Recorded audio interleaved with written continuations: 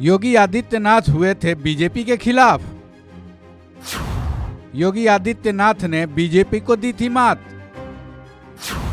कब और कैसे हुआ था खेला। राजनीति शह और मात का खेल है।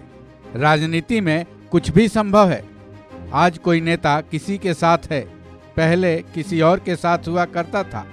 फ्यूचर में भी ये तय नहीं है कि कौन किसके साथ होगा। भारत की राजनीति दल बदल और हार जीत की कहानियों से भरी पड़ी है, लेकिन कुछ राजनीतिक किस्से ऐसे होते हैं जो रोचक तो होते हैं, ये कहने को भी मजबूर कर देते हैं कि आखिर ऐसा कब और क्यों हुआ था। यूपी के राजनीतिक इतिहास में एक ऐसा ही किस्सा है जो चकित कर देने वाला है। इस किस्से पर शायद ही कोई यकीन कर पाए। इस वीडियो में हम उस राजनीतिक घटना के बारे में बताने जा रहे हैं जिससे न केवल यूपी की राजनीति को हिला दिया था, बल्कि एक अजय माने जाने वाली पार्टी ने मुंह की खाई थी। गोरखपुर में योगी की राजनीतिक धाक। यूपी के गोरखपुर की राजनीति पर सबकी नजर रहती है, क्योंकि आज के यूपी के सीएम योगी आदित्यनाथ का लंबा राजनीतिक इतिहास इस जगह से जुड़ा है। गोरखपुर योगी आदित्यनाथ का गढ़ माना जाता है। गोरखपुर में योगी आदित्यनाथ की राजनीतिक मजबूती नई नहीं है। जब से उन्होंने राजनीति में कदम रखा है, उसके कुछ साल बाद से ही राजनीति के मामले में गोरखपुर में उन्हीं की चलती आ रही है। हम जिस किस्से को बताने जा रहे हैं वो योगी आदित्यनाथ से ही जुड़ा है। ये कहानी आज से 20 साल पहले की है, जब योगी आदित्यनाथ ने वो कर दिखाया था जिसके बारे में किसी ने सोचा तक न था। अजय बीजेपी को मात। आप ये जानकर चकित हो जाएंगे कि एक वक्त ऐसा था जब योगी आदित्यनाथ बीजेपी के विरोध में उतर गए थे। आज से 20 साल पहले योगी आदित्यनाथ ने बीजेपी के गोरखपुर सदर सीट के उम्मीदवार को करारी पटकनी दी थी। 2002 में योगी आदित्यनाथ ने बीजेपी के उम्मीदवार शिव प्रताप शुक्ल को करारी मात दी थी।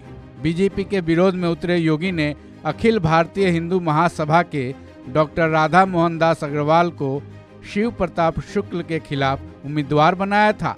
इतना ही नहीं, डॉक्टर अग्रवाल के लिए उन्होंने कई सभाएं भी की थी। इसका नतीजा ये रहा कि गोरखपुर सदर सीट से लगातार 4 बार जीत हासिल कर चुके शुक्ल न केवल हारे, बल्कि इस चुनाव में उनको तीसरा स्थान हासिल हुआ। इस चुनाव में डॉक्टर अग्रवाल को 38,830, सपा उम्मीदवार प्रमोद टेकरीवाल को 20,382 और शिव प्रताप शुक्ल को महज 14,509 वोट मिले।